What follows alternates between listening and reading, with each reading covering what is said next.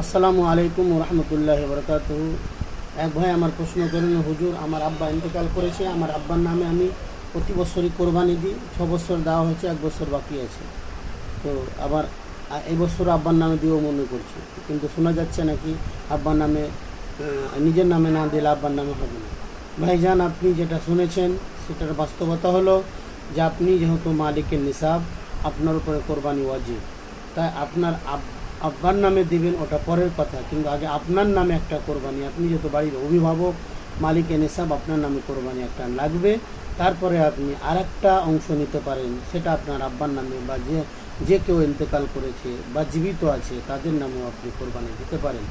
আর আপনি যদি আপনার নামটা বাদ দিয়ে আপনার আব্বার নামে কোরবানি দেন, তাহলে আপনার উপরে অজীব জিনিসটা থেকে যাবে, যার কারণে আপনি গুনাহগার হবেন। তা করবেন না, আগে আপনি আপনার নামে দেবেন, তারপরে এক্সেস অংশ নিয়ে